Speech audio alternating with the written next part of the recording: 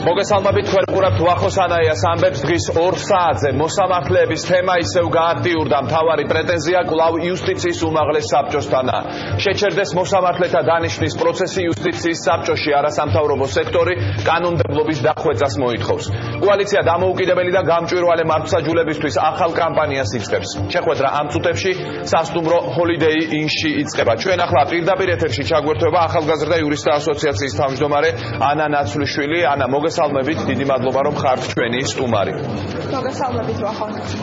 ანა, რამდენიმე მოთხოვნაა, რასაც მე გავეცანი ამ კამპანიის ფარგლებში. მოდი თანმიმდევრობით მივყვეთ. პირველი საკითხი ეს არის შერჩევა დანიშვნის, მოსამართლეთა შერჩევა დანიშვნის საკითხის უკეთ მოწესრიგება კანონმდებლობაში. თქვენ და კოალიცია, არასამთავრობო ორგანიზაციების კოალიცია, რა შეთავაზებით გამოდის დღეს? როგორ უნდა მოხდეს კანონმდებლობაში ამ საკითხის მოწესრიგება? ვახო, დღეს მოქმედი სისტემით მოსამართლეები ინიშნებიან გაუმჭვირვალე ბუნდოვანი პროცედურების მეშვეობით. კრიტერიუმები დადგენილია თავად საბჭოს გადაწყვეტილებით და საბჭოს შეუძლია ნებისმიერ დროს შეცვალოს ეს გადაწყვეტილება და განმარტოს ისე, როგორც მას სურს. ასევე ძალიან მნიშვნელოვანია, რომ საბჭოს მართალია თავისი გადაწყვეტილებით აქვს დადგენილი, რომ ჩაატაროს შემოწმების პროცედურა, ეგრეთ წოდებული background check-ი, როდესაც უნდა შემოწმდეს მოსამართლის მიერ განგლილი ცხოვრების გზა, მათ შორის პროფესიული, რათა საბჭოს ჰქონდეს შესაძლებლობა სრულყოფილად იმსჯელოს, რამდენად შეესაბამება ესათვის კანდიდატი თავისი პროფესიული თვისებებით კეთილსინდისიერების ხარისხით მოსამართლის მაღალ სტატუსს, მაგრამ ეს პროცედურა რეალურად არ ტარდება. ეს რომ ტარდებოდეს, ჩვენ სხვაგვარ შედეგებს მივიღებდით, მათ შორის 2015 წლის დეკემბერში და ის მოსამართლეები, რომლებთან მიმართებაში ძალიან სერიოზული კითხვები აქვს საზოგადოებას, ვერ დაინიშნებოდნენ. შესაბამისად, ჩვენ ვიტყობთ, რომ კანონმა და არა საბჭოს გადაწყვეტილებამ დაადგინოს პროცედურა, კრიტერიუმები, წესები, უფლებები, რომლებიც უნდა მოქმედებდეს მოსამართლეთა დანიშვნის დროს. რეფორმის მესამე ტალღა ნაწილობრივ გარკვეულ ცვლილებებს ითვალისწინებს, მაგრამ მთავარი მოთხოვნა, რომელიც აქვს კოალიციას წლებია უკვე, რომ მოსამართლეთა დანიშვნა უნდა ხდებოდეს საბჭოს დასაბუთებული გადაწყვეტილებით, ანუ საბჭო უნდა ხსნიდეს, მათ შორის საზოგადოებისთვის, კანდიდატებისთვის, რატომ დანიშნა ერთი კანდიდატი მოსამართლე და უარი უთხრა მეორეს, აი ეს დასაბუთება და გამჭვირვალობა არ არის გათვალისწინებული კვლავ მესამე ტალღით. და შესაბამისად ეს ფასადური ცვლილება იქნება და ვერ იქნება რეალური უზრუნველმყოფელი სასამართლოში მხოლოდ პროფესიონალი და კეთილსინდისიერი კადრების დანიშვნის. ანა, რაღაც ტექნიკური ხარვეზია, ჩვენ ამას გავასწორებთ. მე კიდევ ერთხელ გეტყვით, რომ ამ კამპანიის მთავარი მესიჯი და მისანი არის მოსამართლეთა შერჩევა დანიშვნის საკითხების უკეთ მოწესრიგება კანონმდებლობაში. მეორე საკითხი, რაზეც აქ არის ლაპარაკი, ეს არის მოსამართლეების მიმართ დისციპლინური წარმოების მექანიზმის დახვეწა. დისციპლინური წარმოება ეს იწვევდა და იწვევს დღესაც ბევრ შეკითხვას. აი აქ კონკრეტულად რა ნაბიჯებია გადასაწყვეტილი? სამწუხაროდ ვახო, დისციპლინური სამართალწარმოების სისტემა წლების განმავლობაში გამოიყენებოდა და დღესაც გამოიყენება ურჩი მოსამართლეების დასასჯელად და სხვა მოსამართლეების მორჩილების მოსაპოვებლად და შესანარჩუნებლად. რეალურად დემოკრატიულ ქვეყნებში, სადაც კანონის უზენაესობა მოქმედებს, დისციპლინური სამართალწარმოების სისტემას აქვს ერთი ძალიან მნიშვნელოვანი მიზანი, რომ მან უზრუნველყოს სასამართლოს ანგარიშვალდებულება, ისე რომ არ დააზიანოს მისი დამოუკიდებლობა. ძალიან ხშირად თავად მოსამართლეთა კორპუსიდან ჩვენ გვესმის აპელირება პრინციპზე, რომ სასამართლო უნდა იყოს დამოუკიდებელი. ამას არავინ კითხვის ნიშნის ქვეშ არ აყენებს, მაგრამ ძალიან მნიშვნელოვანია, რომ ეს დამოუკიდებლობა არ იყოს უკონტროლო. ყველა შტო ხელისუფლების, მათ შორის სასამართლოც უნდა ექვემდებარებოდეს კანონს. ის ცვლილებები, რაც საჭიროა დღეს ამოქმედ სისტემაში რომ განხორციელდეს, არის ძალიან ფართო. მოკლედ შემიძლია გითხრათ, რომ შესაძლებელია თავად დისციპლინური სამართალწარმოების დასაბუთების საფუძვლები, ანუ რა ითვლება დისციპლინურ გადაცდომად, რა შემთხვევაში უნდა დაიწყოს მოსამართლის მიმართ დისციპლინური სამართალწარმოება. დღეს ეს საფუძვლები არის ბუნდოვანი და საბჭოს შეუძლია ისე განმარტოს ეს საფუძვლები, როგორც მას მიაჩნია სწორად, ან მისგან შეტანილად კონკრეტული მოსამართლის დასასჯელად, თუ მისთვის ხელის დასაფარებლად. საფუძვლები არის შესაძლებელი, პროცედურა არის შესაძლებელი, აქაც მნიშვნელოვანია გამჭვირვალობის კომპონენტის გაზრდა, დასაბუთების, უფლებების, მოსამართლეების, რომლებიც ამ პროცესში არიან და სხვა. ეს სისტემა საჭიროებს ფუნდამენტურ რეფორმას და სამწუხაროდ რეფორმის მესამე ტალღა ძალიან მცირე ნაწილით ითვალისწინებს იმ ცვლილებებს, რაც საჭიროა, რომ განხორციელდეს იმისთვის, რომ დისციპლინური სამართალდამოების სისტემა არ იყოს სასამართლოს კონტროლის ერთ-ერთი მთავარი ბერკეტი, რაც ეს არის. და კიდევ ერთი შეკითხვა ეს ეხება საქმეების განაწილებას. აქაც სულ არის ეს დისკუსიის თემა და აქაც ბევრი შეკითხვა ჩდება. რა მექანიზმი უნდა შემოვიდეს იმისთვის, რომ აღარ დარჩეს შეკითხვები საქმეების განაწილებასთან დაკავშირებით? რეფორმის მესამე ტალღა ითვალისწინებს საქმეთა განაწილების ელექტრონულ წესზე გადასვლას, მაგრამ მხოლოდ 2017 წლიდან. ჩვენ კოალიცია ვეუბნებით ხელისუფლებას, რომ თუ შეუძლებელია ტექნიკურად მომზადდეს გასაგებია, რომ შესაბამისი კომპიუტერული პროგრამა უნდა არსებობდეს და იყოს გამართული და თუ ეს ტექნიკური ცვლილებები შეუძლებელია 2017 წლამდე, გამოსავალი არის ის, რომ სასამართლოს თავმჯდომარეს ჩამოსცილდეს უფლება, რომელიც დღეს მათ აქვთ. ეს უფლება სასამართლოს თავმჯდომარეს აძლევს შესაძლებლობას კანონით დადგენილი ზოგადი წესის გვერდის სწავლით ნებისმიერი საქმე დააწერონ ნებისმიერ მოსამართლეს ყოველგვარი კრიტერიუმების გამჭვირვალობის დასაბუთების გარეშე. ეს არის რეალური მექანიზმი იმისა, რომ გავლენა იქონიონ მოსამართლის გადაწყვეტილებაზე, ანუ საქმის შინაარსზე და ესეც არის ძალიან ცუდი, ბოროტი, ბერკეტი, ასე ვიტყოდი, იმისა, რომ გაკონტროლდეს სასამართლო მოსამართლეები და მათ მიერ გამოტანილი გადაწყვეტილებების შინაარსი. კიდევ ერთზე მინდა მოკლედ რომ თქვა, ხო, ძალიან ხშირად, როდესაც კოალიცია მათ შორის ითხოვს, რომ საბჭომ შეაჩეროს მოსამართლეთა დანიშვნის პროცესი გაუმჭვირვალე და არაკონსტიტუციური გზებით, ისინი გვეუბნებიან, რომ სასამართლო სისტემაში არის მოსამართლეთა დიახ, აი სწორედ ამაზე უნდა მეკითხა, რამდენად რეალურია, რომ ეს მოთხოვნა დაკმაყოფილდეს. სულ სასამართლოს ხელმძღვანელობის მხრიდან პირდაპირ ეთერებში მათ შორის, როდესაც მე ისინი მოწვეული ყავდნენ სტუდიაში, ამას ამბობდნენ, რომ ისედაც გვაკლია მოსამართლეები, ისედაც ბევრი საქმე აქვს თითოეულ მოსამართლეს და თუ კი მოხდება ახლა მათი შეჩერება, ეს მოთხოვნა დაკმაყოფილდა, ასეთ შემთხვევაში ხომ არ მივიღებთ რთულ სიტუაციას სასამართლო სისტემაში. გაცილებით უფრო ლოგიკური იქნება, რომ ამ საკითხზე საუბრობდნენ სასამართლოს გარეთ მყოფი პირები, მაგალითად მომხმარებლები სასამართლო სისტემის და არანაირი უფლება, მათ შორის მორალური უფლება არ აქვს საბჭოს, რომ ეს არგუმენტი მოიშველეს, იმიტომ რომ ის კრიზისი, რომელიც შეიქმნა მოსამართლეთა არსებული რაოდენობის გამო, ეს არის საბჭოს მიერ ხელოვნურად შექმნილი კრიზისი. წლების განმავლობაში საბჭოს ფუნქცია სწორედ ეს არის, რომ უზრუნველყოს მართლმსაჯულების ეფექტური განხორციელება, მათ შორის სასამართლოს დაკომპლექტება შესაბამისი რაოდენობის კადრებით.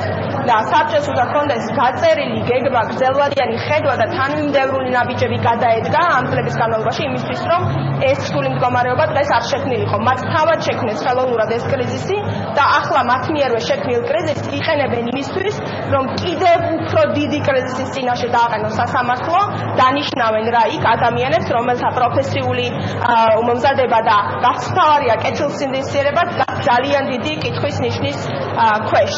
დიდი მადლობა პირდაპირ ჩართვისთვის. ეს ანალიზი უნდა შეივსოს სასამართლო. დიახ, დაასრულეთ. ამ ქვეყნის მოქალაქეებს აქვთ უფლება, რომ მათი საქმე მხოლოდ კი არ განიხილონ ტექნიკურად, დროულად, განიხილონ მოსამართლეებმა, რომლებიც იქნებიან დამოუკიდებლები, მიუკერძოებლები, პროფესიონალები, კეთილსინდისიერების მქონენი და შეძლებენ, რომ სამართლიანი გადაწყვეტილება გამოიტანონ და არ აუხვიონ ხალი არც მოქალაქეებს, არც საზოგადოებას, რომ სასამართლო ფუნქციონირებს ამ ქვეყანაში დამოუკიდებლად და ეფექტურად. დიდი მადლობა პირდაპირ ჩართვისთვის. ეს იყო ანა ნაცვლიშვილი, ახალგაზრდა იურისტთა ასოციაციის თავმჯდომარე. მე შეგახსენებთ, რომ არასამთავრობო ორგანიზაციების კოალიციის მოთხოვნა კანონის დახვეწამდე მოსამართლეთა შერჩევა დანიშვნის პროცესი შეჩერდეს. ახლა ჩვენ ვისაუბრებთ, შემოგთავაზებთ დისკუსიას სოციალურ-ეკონომიკურ თემებზე, განწყობები და მოქალაქეთა პასუხები NDI-ის კვლევის ეკონომიკური მიმართულება იქნება ჩვენი განხილვის თემა. სტუმრები არიან ვახტანგ მეგრელიშვილი, ახალი პოლიტიკური ცენტრი გირჩი და ზურაბ კუკულაძე, ახალგაზრდა ბიზნესმენთა და ფინანსისტთა ასოციაცია. ბატონებო, მოგესალმებით. დიდი მადლობა რომ ხართ ჩვენი სტუმრები. ბატონო ვახტანგ, მოდით თქვენგან დავიწყოთ. ჩვენმა მაყურებელმა უკვე იცის ამ 2 დღის განმავლობაში ბევრჯერ მოუყევით იმ ციფრებზე, რომელიც გამოქვეყნდა NDI-ის მიერ. მთლიანად თუ ავიღებთ აი ამ კვლევას და მის ეკონომიკურ მიმართულებას, რომელზეც ახლა მოგვიწევს საუბარი, თქვენთვის იყო თუ არა ეს სურათი მოსალოდნელი, აი ეს განწყობები, რომელიც NDI-ის კვლევამ ასახა? მოგესალმებით, მადლობა მოწვევისთვის. თქვენს ეთერში არაერთხელ მithქვამს მეც და ჩვენი გუნდის წევრებსაც და ცხადია ეს იყო მოსალოდნელი, იმიტომ რომ ჩვენ გვაქვს ის რეცეპტები, ის გეგმა, რომელიც ამ მდგომარეობიდან ქვეყანას გამოიყვანს. ანუ ფაქტობრივად ერთ-ერთში ასახავს იმ პრობლემებს, რაზეც ჩვენ რამდენი ხნის განმავლობაში ვლაპარაკობდით, მოსახლეობის განწყობა. ანუ რეალურად ერთი პრობლემა გვაქვს ქვეყანაში, არა ბევრი, არა რაღაცა რთული პრობლემა, არამედ მხოლოდ ერთადერთი პრობლემა აწუხებს ქართულ ხალხს. ეს არის შემოსავლების ნაკლებობა, შემოსავლების სიმცირე, ანუ სიღარიბე ჯამში, რაც კითხვიდან გამომდინარე, უბრალოდ კითხვა ასეთი არ დაუსვამთ მათთვის, მათ კითხეს, რომ რაღაც უმუშევრობა პრობლემაა, მათ თქვეს კი უმუშევრობა პრობლემაა, სიღარიბე პრობლემაა, კი სიღარიბე პრობლემაა, კითხეს რაღაცა ფული რომ უფასურდება, ეს პრობლემაა, კი პრობლემაა. ანუ ყველა ეს კითხვა საბოლოო ჯამში მიდის ერთადერთ ნიშნულამდე, რომ ადამიანებს ბოლო წლების განმავლობაში არ აქვთ განვითარების განცდა და პირიქით.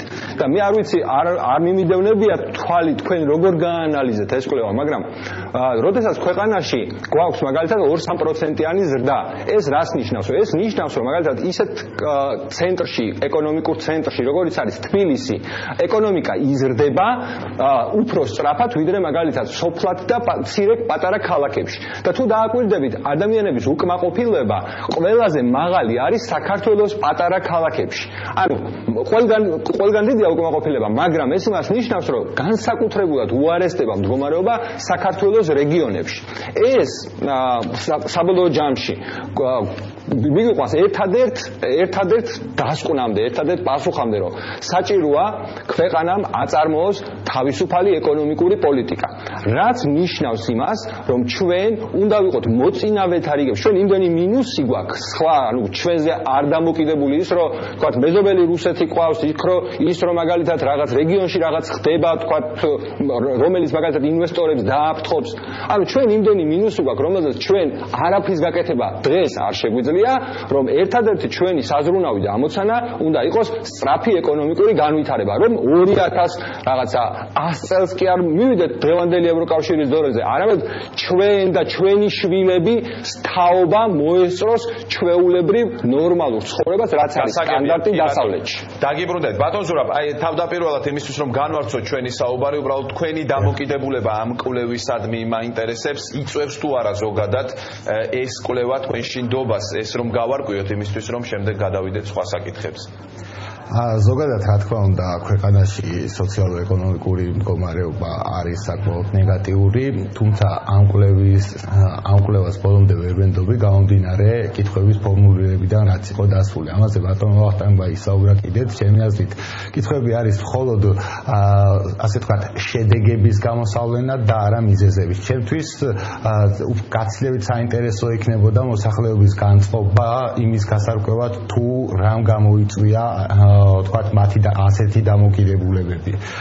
რაც შეეხება ზოგადად კვლევის მეთოდოლოგიას, ჩემში ძალიან დიდ ეჭვს ვადებს ეს მეთოდოლოგიები, ყველას კარგად არის ცნობილი, რომ სოციოლოგია ძალიან манипулირებადი მიმართულება არის, ანუ რეალურად რაც უნდა სოციოლოგს თუ ის დაინტერესებულია იმ კითხვაზე ისეთ პასუხს მიიღებს და აქ მით უმეტეს ეს რომ NDI-ის მიერ ჩატარებული იყო ეს კვლევა, ჩემ ჩემთვის რაიმე მოულოდნელი არ ყოფილა. NDI-ს სულ აქვეყნებს ასეთ კვლევებს, სულ არის მე ამაზე მსჯელობა, ერთ და იგივე შედეგებით ძირითადად, მაგრამ ამის შემდეგ უკვე აღარ ვითარდება დისკუსია და ეს როგორ იქნებოდა თქვენი აზრით, თუნდაც რომელიმე შეკითხვის მაგალითზე რო გითხრა, ის სწორი ფორმულირება შეკითხვის, რაც თქვენ მოგცემდათ, ასე ვთქვათ, ანალიზის საშუალებას.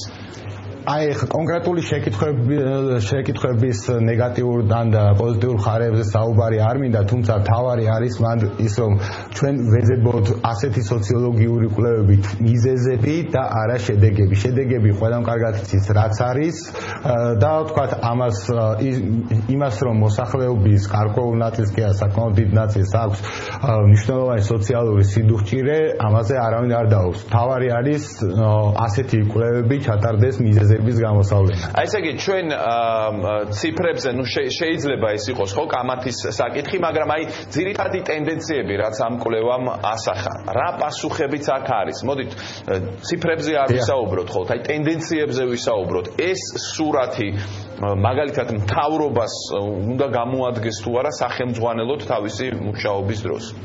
თავისთავად მსგავსი ციფრები ყველა მთავრობისთვის და ნებისმიერი პოლიტიკური გუნდისთვის საინტერესო უნდა იყოს, იმიტომ რომ ეს ასახავს გარკვეულწილად იმ რეალობას, რაც არის. თუმცა ჩემთვის კიდევ ერთხელ ვიმეორებ, რომ მთავრობისთვისაც და სხვა პოლიტიკური ძალებისთვისაც გაცილებით უკეთესი იქნებოდა, თუნდაც იგივე ჩვეულებრივი ანალიტიკოსებისთვისაც, ვინც დაინტერესებული არის უბრალოდ ეკონომიკის პრობლემატიკით, რა მიიყვანა ქვეყანა აქამდე.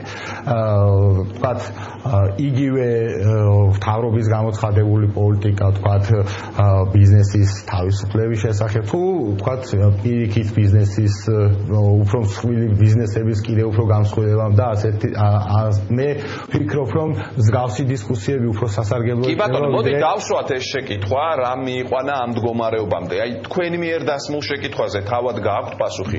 რატომ გვაქვს დღეს ასეთი მდგომარეობა მთავრობის პოლიტიკაში?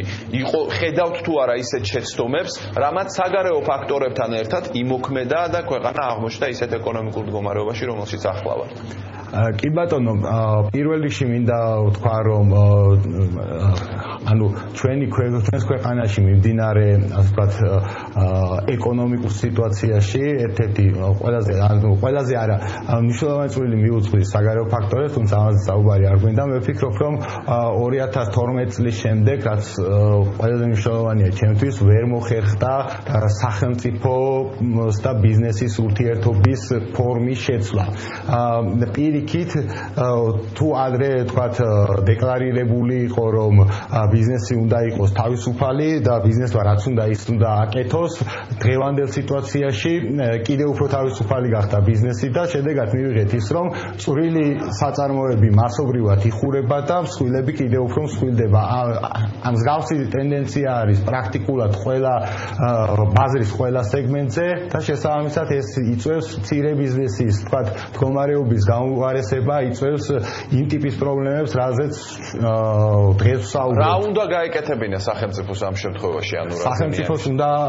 სახელმწიფო თავისთავად აიღო მეტი პასუხისმგებლობა, ვიდრე წინა ხელისუფლება მოქალაქეების, თქვათ, სოციალურ კეთილდღეობაზე, იგივე, თქვათ, ჯანდაცვის პროგრამებს რო თავი დავანებოთ, იგივე საინტერესო იყო თქვათ სხვადასხვა სამეწარმეო მიმართულებების განვითარების კუთხით პროგრამები, თუმცა ეს გაკეთდა გარკვეული ხარვეზებით, პირველ რიგში გულისხმობ იმას, რომ მეწარმეობის და თქვათ სოფლის მეურნეობის დაფინანსების მთავარი არხები გადის ისევ კომერციულ ბანკებზე და ზოგადად ყველაზე მთავარი პრობლემა, რაც ჩემი აზრით ამ ქვეყანაში არის ის, რომ ვერ მოხერხდა ფინანსური, ასე ვთქვათ, რესურსების ხელმოსაწვდომობაზე ზრდა. ანუ ქვეყანაში საბანკო მონოპოლია აი 1%-იც კი არ შერყეულა. მე რა თქმა უნდა ბანკების საწინააღმდეგო არაფერი მაქვს, თუმცა მე გულისხმობ, რომ აუცილებელია ქვეყანაში განვითარდეს, ასე ვთქვათ, ფინანსური რესურსების მიწოდების ალტერნატიული გზები. აქ იგულისხმება ფასიანი ქაღალდების ბაზრის განვითარება და მსგავსი. აი შეგიძლიათ ვთქვათ ეკონომიკის სფეროში 2012 წლის შემდეგ, რაც ხელისუფლება შეიცვალა, დამისახელოთ ერთი რეფორმა მაინც, რომელიც რომელიც დაიწყო საქართველოს ხელისუფლებამ იმისთვის, რომ მთლიანად გარემო გაუმჯობესებულიყო, რამაც ბიძგი მისცა თუნდაც სამუშაო ადგილების შექმნას და ასე შემდეგ. პირველ რიგში გარემოს გაუმჯობესების კუთხით ძალიან მნიშვნელოვანია აუნიშნოთ ზოგადად ბიზნესის გათავისუფლება პოლიტიკური წნეხისგან, ეს უდავოა, თუმცა ეს არ არის რაღაცა რეფორმა და ამისთვის არავის არ უნდა უთხრათ მადლობა, ეს არის უბრალოდ კანონის დაცვა და ასე ვთქვათ ხელისუფლება აკეთებს იმას, რაც უნდა გააკეთოს და ამისთვის მე არ ვფიქრობ, რომ მადლობა უნდა უთხრათ ვინმეს. თუმცა მეორე კუთხით ჩვენთვის ძალიან საინტერესო იქნებოდა ის პროექტები, რომელიც პრინციპში დღესაც მიმდინარეობს იგივე მცირე მეწარმეობის, სოფლის მეურნეობის განვითარების, ანუ ეკონომიკის სამინისტროს აქვს გარკვეული საინტერესო ინიციატივები, თუმცა კიდევ ერთხელ ვიმეორებ იმის გამო, რომ ეს ვერ მოხერხდა ერთგვარად ხელისუფლების იქნება თუ მთავრების სახელმწიფოს მსოფლმხედველობრივი ცვლილების ფონზე მაინც მთელი ფინანსური რესურსები ნაწილდება საბანკო არხებით, რაც პრინციპში ქმნის პრობლემას. გმადლობთ, ბატონო ვახტანგ. მოდით ორ ნაწილად გავყოთ ახლა ჩემი შეკითხვა. რა არ უნდა გაეკეთებინა მთავრობას და რა უნდა გაეკეთებინა? აი თქვენი აზრით, სად იყო შეცდომები დაშვებული, როდესაც რაღაც გაკეთდა და სად იყო შეცდომები დაშვებული, როდესაც რაღაც არ გაკეთდა? მადლობა, ძალიან კარგი კითხვისთვის, მაგრამ ნებავემეცით, რომ სულ ორი სიტყვით გამოვახმაურო რამოდენიმე მოსაზრებას. ერთი განსაკუთრებით მნიშვნელოვანია ის, რომ დღეს უკვე მეორედ მესმის, რომ ამ კვლევას ვიღაცები არ ენდობიან და წინა შემთხვევაში ეს იყვნენ ხელისუფლების წარმომადგენლები.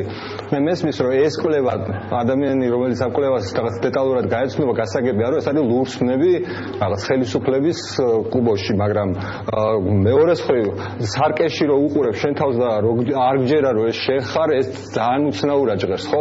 აქ ხო საუბარი არ არის რაღაც ნაციონალური მოძრაობა, რაღაც კონსერვატორები და ქართული ოცნება თუ ვიღაცა მოგწონს თუ არ მოგწონს. აქ არის ადამიანებს ეკითხებიან შენ განცდაზე, ხო? აი, რას არ უნდა დავჯერო? ან მე წერანო ვახსენე რომ კითხვა არ იყო მეთქი დასმული, ის კი არ მithქვამს რომ არასწორი კითხვები იქნა მეთქი დასმული. უბრალოდ ამ კითხვების შეჯამება გავაკეთეთ, თორე ცხადია რომ ეს კითხვები ძალიან მნიშვნელოვანია და არაკორექტულს მე ამ კითხვებში და ზოგადად კვლევაში ვერ ვხედავ და მე არ მსმენი ამ წლების განმავლობაში, რაც NDI-ს აკრიტიკებენ.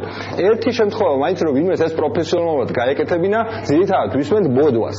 ეხლა რაც შეეხება თქვენს კითხვას, რა გააკეთა და არ უნდა გაეკეთებინა და რა უნდა გაეკეთებინა და არ გააკეთა. მე უბრალოდ თქვენთვის დამაჯერებელი რომ ვიყო, თქვენთვისაც და აუდიტორიისთვისაც, მე უბრალოდ გავიხსენებ სულ ბოლოს, აი ახლა ამ დღეებში გამოქვეყნებულ ეკონომიკური თავისუფლების, მსოფლიო ეკონომიკური თავისუფლების კვლევას, რომელსაც ყველაზე ავტორიტეტული საერთაშორისო ორგანიზაციები აწარმოებენ და ამ კვლევის მიხედვით საქართველოს ბოლო წლების განმავლობაში მუდმივად იუარესებს საკუთარ პოზიციას. ანუ ყოველწლიურად ჩვენ გვაქვს ვარდნა. წეგან როგორც მე ვახსენე, ხო, ჩვენ ვართ ქვეყანა, რომელსაც გვაქვს ობიექტური პრობლემები, ანუ ესე არ ცხოვრობთ რაღაც შუაგულ ევროპაში და იმაზე არ არის დამოკიდებული ჩვენი ცხოვრება, მხოლოდ რაღაც ჩვენ რას გავაკეთებთ, ანუ გარშემო გვაქვს სერიოზული პრობლემები, გვაქვს კონტექსტი, გვაქვს ისტორიული წარსული და აქედან გამომდინარე ჩვენ გვევალება რომ უფრო მეტი გავაკეთოთ, ვიდრე მაგალითად ეს მოეთხოვება სიტყვაზე რაღაც ბალკანეთის რომელიმე სახელმწიფოს, ხო, რომელსაც დღეს რაღაცა რუსეთი პირდაპირ არ ემუქრება. ეხლა რა გააკეთა? ჯერ ადგადა მთავრობის ხარჯები, ანუ რაც სოციალური სრო ეძახიან რომ რაღაცა ჩვენ ზრუნავთ რაღაც სოციალურ პოლიტიკაზე და რაღაცა სოციალური პასუხისმგებლობა ავიღეთ და ასე შემდეგ, ეს გაიბერა უსაშველოდ. მეორე გაიბერა ბიუროკრატია. ანუ ამის ანალიზში არ შევდივარ რომ მე იმის სამჯერა რომ რომელიმე განსაკუთრებით პირველმა რაიმე სოციალური შეღავათი მოუტანა ადამიანებს, მაგალითად იგივე ჯანდაცვაში ისეთი ინფლაცია, რომ ეს იმას ნიშნავს რომ ჩვენ ინფლაციით დავაფინანსეთ ეს გაძვირებული მომსახურება. ანუ იმდენით, რამდენითაც მთავრობამ გაზარდა ჯანდაცვის ბიუჯეტი, ერთი იმდენით გაიზარდა ფასები. მაგრამ თავი დავანებოთ ამას, უბრალოდ ეს იმას ნიშნავს, რომ ადამიანებს, რომლებიც შრომობენ, ჩვენ წავართვით ბევრი ფული იმისთვის, რომ ვიღაცა თვლის, რომ მან უკეთესად იცის, როგორ უნდა დახარჯოს ფული, ვიდრე მაგალითად იმ ადამიანმა, რომელმაც ეს კონკრეტული ფული იშოვა. ეს ერთი. მეორე, გაუგზავნეთ აბსოლუტურად არასწორი მესიჯები ბიზნეს სამყაროს. დაწყებული იქიდან, რომ რომ თავიდანვე ახალი ხელისუფლების მოსვლიდან დაიწყო საუბარი იმაზე, რომ საქართველოს თუ რაიმეში ქონდა რაიმე წარმატება, მაგალითად კარგი ადგილი რომელიმე რეიტინგში, ეს ყველაფერი იყო ტყუილი და სინამდვილეში რომ ეს ასე არ იყო. მეორე, ჩვენ თქვით, რომ რაღაც უცხოელებისთვის რაღაცა მიწის მიყიდვა არ შეიძლებოდა. დავიწყეთ საუბარი შრომის კოდექსზე, ბევრი რამე რაც მაგალითად ამ ხელისუფლებამ ისე ვერ გააკეთა, როგორც თავიდან ამბობდა, მაგალითად შრომის კოდექსის ბევრად უფრო დრაკონული ცვლილებების შეტანა მოინდომეს, მაგრამ შეიტანეს შედარებით უფრო ნაკლებ საზიანო. მაგრამ სიგნალად ხო დარჩა. ამ კანონში რაღაც პუნქტებს ხო არ კითხულობს ბიზნესი, ხო? ის უყურებს თქვენს ტელევიზიას, უყურებს თქვენი სტუმრები რაზე ლაპარაკობენ და შესაბამისად მას აქვს განცდა, რომ ამ ქვეყანაში ეს ტენდენცია და ეს მას ელოდება. ანუ ის აბსოლუტურად დარწმუნებულია, რომ ამ ქვეყანაში გარისკვას, საქმეში ფულის ჩადებას აზრი არ აქვს. შემდეგი რაც ასევე კატასტროფული გააკეთა, ხო? ბატონა ეთერში ხართ. შემდეგი ვალუტის დევალვაცია, რომელმაც უზარმაზარი პრობლემები შეუქმნა, ხო? ჩვენ თავაზობთ ამდენი ხანია ხელისუფლებას. მოდი ვიფიქროთ, ანუ ეს ხო რაღაცა გირჩის კაპრიზი არ არის, ჩვენ ხომ არ მოგვიგონია. სოფლიოში არის 40-ზე მეტი ქვეყანა, ძალიან წარმატებული ქვეყნები, რომლებსაც საკუთარი ვალუტა მიბმული აქვს პირდაპირ დოლარზე ან ევროზე. მათ ვალუტას ფაქტობრივად არ ემუქრება ისეთი ნეგატიური პროცესები, რაც საქართველოს მოქალაქეებმა საკუთარ თავზე განვიცადეთ ბოლო წელიწადის განმავლობაში. დრო რჩება ცოტა, აი ჩემი შეკითხვის მეორე ნაწილი. რა არ გააკეთა, ხო? ხო. აი ამაზე იქნებ მოკლედ გვიპასუხოთ. აუცილებლად. ანუ ესე იგი, წეგანო კვლევა ვახსენე. ამ კვლევაში არის ეს ფაქტობრივად ეს კვლევა არის ინსტრუქცია ნებისმიერი პასუხისმგებლიანი ხელისუფალისთვის, თუ რა შემთხვევაში იქნება მისი ეკონომიკური პოლიტიკა სწორი. ანუ მას ჰქონდა მაგალითად ყველაზე ცუდი მდგომარეობა. ჩვენ ჰქონდა საკუთრების დაცვის სფეროში, ვართ 77 ადგილას, ხო? წეგანდელი თქვენი სიუჟეტი მე უბრალოდ შევესწარი სასამართლოებზე რო საუბრობდით. სასამართლოების მდგომარეობა პირდაპირ უკავშირდება საკუთრების დაცვას. ხშირად შესაძლებელია რომ მაგალითად მთავრობას რაღაც მოუნდეს, ვიღაცას რაღაცა წაართვას და ასე შემდეგ, ხო? ანუ ის რომ მაგალითად რაღაცა ბიზნეს გარემოა, კარგი, ეგეც სისულელია გახსოვთ, ალბათ ცოტა ხნის წინ ბიზნესმენებმა მთავრობას თხოვეს გადასახადები არ შეგვიმციროთო. ბატონო, ხო თქვენ ჯერათ მაგისი, რომ ესეთი რამე შეიძლება ვინმე ბიზნესმენს მოუვიდეს თავში დამოუკიდებლად მთავრობისგან და მეორე დღეს მთავრობამ უთხრა, კიო, ჩვენო ბიზნეს ორიენტირებული მთავრობა ვართ და გავითვალისწინებთ თქვენ თხოვნას არ შეგიმცირებთ გადასახადებსო. ანუ შემდეგი ბიუჯეტი არის ბოლოდან მეორე ადგილზე, ანუ ყველაზე ცუდი მდგომარეობა რაშიც გვაქვს. საქართველოს მთავრობა ხარჯავს ძალიან ბევრ ფულს, 65 ადგილზე ვართ მსოფლიოში. ანუ ესეთი ქვეყნისთვის, ესეთი განვითარების, ესეთი ღარიბი ქვეყნისთვის, როგორიც არის საქართველო, ეს შეიძლება თავის თავს ფუფუნება მისცეს დანიამ, რომელიც არის რაღაც ათეულში ამ ბიზნეს რეიტინგში. საქართველოს ამის უფლება არ აქვს. დრო ბევრი არ რჩება. ასევე, მან ეს არ გააკეთა. ბატონო ვახო. დიახ, გასაგებია, მოდით ბატონ ზურაბს მივცეთ. სიტყვა მას რაღაცის თქმა სურს, მე როგორც მივხვდი, ბატონ ზურაბ. პირველ რიგში ვიდა აღნიშნო ბატონი ვახტანგის პირველ რეგისტრასთან დაკავშირებით მე არ ვენდობი კვლევის ასე თქვათ მეთოდოლოგიას, თუმცა მე ხაზგასმით აღნიშნე რომ ეკავური ტენდენციები ჩემთვის მისაღები და დამაჯერებელია და ამ შემთხვევაში რა ნახა ბატონო ვახტანგმა ჩემი და მთავრობის ასეთ პოზიციებს შორის საერთოდ ჩემთვის გაუგებარია, თუმცა და შემდეგ უკვე საინტერესო ლექსიკები ბოდვა და ასე შემდეგ, რაც ჩემთვის ეს ძალიან ასე თქვათ ელემენტარულია და ამ ასე თქვათ მიმართულებას არ შევყვები. რაც თავარია მე ბატონი ვახტანგის განცხადებებს ვინდა გავამეხმაურო იმას დაკავშირებით, რომ ქვეყანაში თურმე უნდა გაუქმებულიყო ეროვნული ვალუტა და უნდა მიბმულიყო თქვათ რომელიმე უცხოურ ვალუტაზე. ის 40 ქვეყანა, რომელიც ბატონ ვახტანგმა ჩამოთვალა, მე დარწმუნებული ვარ ძალიან პატივცემის კვალიფიკაციას და ზუსტად ვიცი რომ თვითონაც იცის ეს ამბავი, რომ გაცილებით სხვა სპეციფიკის და სხვა ეკონომიკის და სხვა სტრუქტურების კონjunktურის ასე ვთქვათ ეკონომიკებია და თუ ჩვენ ვთქვათ გავს გადაწყვეტილებას მივიღებთ ქვეყანა დაკარგავს ფულად საკრედიტო პოლიტიკის გატარების თავარ ბერკეტებს. რაც შეეხება იმას თუ რატო არ გაიყიდა მიწები, თუ მიწების გაკიდვა ერთია და მეორე არის ვთქვათ რა შედეგი მოყვებოდა ამას, ვთქვათ ამას მოყვებოდა იგივე მსხვილი ბიზნესების ისევ გავსხვილება და რაზეც მე ვთქვათ სოციალურ თავად გააუარესებს და რაც ყველაზე მთავარი და საინტერესოა ჩემთვის ეს არის ის რომ ბიუჯეტის ხარჯვასთან დაკავშირებით მე ვთქვათ აქ არის საუბარი რაზე რომ ბიუჯეტი იხარჯება იმდენი რამდენიც იხარჯება მაგრამ ბატონო მახტანგმა ალბათ იცის მაგრამ არ დამეთანხმება თავისთავად იმიტომ რომ მას არ აწყობს ამ პოზიციის დაჭერა რომ ვთქვათ ბიუჯეტში ბიუროკრატიული ხარჯები არის შემცირებული და გაზრდილია პროგრამული ხარჯები ეს ნათელია ამაზე დავა მაგრამ აი ჯამს თუ ავიღებთ დღეს მართლობაზე სახელმწიფო უფრო მეც ხარჯავს თუ უფრო ნაკლებს ვიდრე გასულ წლებში რას ნიშნავს მართლობაზე ბიუჯეტი არის იმაზე მეტი ვიდრე იყო წინა წლებში მაგრამ პროგრამული ხარჯები არის გასიებით მეტი ვიდრე ნახეთ მოხელეებს კი ბატონო მაგას ვით მართლობაში მთავრობაში მთლიანად ჯამში უფრო მეტი იხარჯება თუ უფრო ნაკლები ვიდრე ვთქვათ რამდენიმე წლის წინ თავისთავად უფრო ნაკლები გამომდინარე იქიდან რომ დღეს ვთქვათ ბიუჯეტი გაცილებით მეტად არის დამსაქმებელი ვიდრე იყო წინა წლებში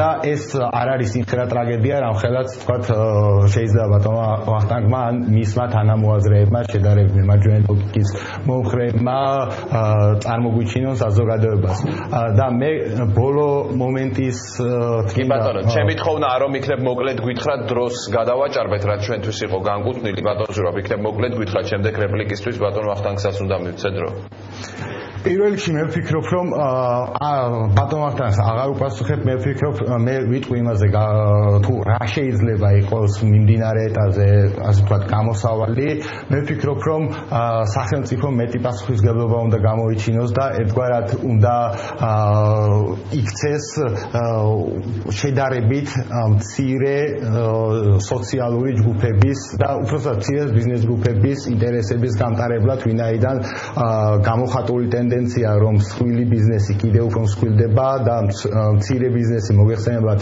ნებისმიერ ქვეყანაში არის ერთ-ერთი მთავარი დამსაქმებელი ყოველთვის რჩება ყურადღების მიღმა. გასაგებია. და ბატონ ვახტანგ ამაზე მინდა კითხოთ მე ახლა რაც დავსვი შეკითხვა ბიუროკრატიის ხარჯებზე ხო შემცირებულია ამბობს ბატონ ზურაბ აი თქვენ შეგიძლიათ მოგვიყვანოთ ციფრები არგუმენტები რომლითაც საწინააღმდეგოს დაამტკიცებთ. მე ბატონო ხო საერთოდ მაინტერესებს ეგ საკითხი მე ვუყურებ თლიან ბიუჯეტის ხარჯს ანუ თლიან ეკონომიკასთან მიმართებაში მართალი გითხრათ იმასთან შედარებით ვთქვათ რაც იყო რაღაცა წინა ხელისუფლების დროს ცხადია გაზრდილია შეიძლება პროპორცია არის განსხვავებული მაგრამ არაფერი მნიშვნელობა ამას ქვეყნის ეკონომიკისთვის არ აქვს და მაგის ანალიზს ანუ ჩვენ ფულს გავფლანგავთ კონკრეტული ბიუროკრატიის ხელფასში თუ ამ ფულს ავიღებთ და პროგრამულად ვაჩუქებთ არ ვიცი რაღაც ენერგების ჩარგვის თუ რაღაცის პროგრამაში გადავხსნით ჰეპატიტის ელიმინაცია არ არის ჰეპატიტის აი ეს სხვადასხვა ეს ბატონი არის ჩემი ალტერ ეგო. ანუ რასაც ის ლაპარაკობს, თუ მაყურებელი ამას საწინააღმდეგოდ ყველაფერს პირიქით გაიგებს, მაშინ გამოვა რომ მე ვლაპარაკობ ამ შემთხვევაში. ხო და ანუ ისი თქვა რომ ეს ჰეპატიტი არის ამერიკული კომპანიის საჩუქარი საქართველოსთვის. ანუ არც ერთი თეთრი ამ ნაწილში ჩვენ წამალში არ გადაგვიხდია საქართველოს. ანუ რაიმე კომპეტენციის ელემენტალური სტანდარტი ხო უნდა არსებობდეს, არა? ანუ მე საერთოდ მიკვირს რომ რატო არ მე ამ გაუგებრობაში. კარგით, გმადლობთ გადაცემაში მონაწილეობისთვის. ვახტანგ მეგრელიშვილი, ახალი პოლიტიკური ცენტრი გირჩი და ზურაბ კუკულაძე, ახალგაზრდა ფინანსისტთა და ბიზნესმენთა ასოციაცია. ჩვენ რამდენიმე წუთში რეკლამის შემდეგ დავბრუნდებით ვირგაბირ ეთერში.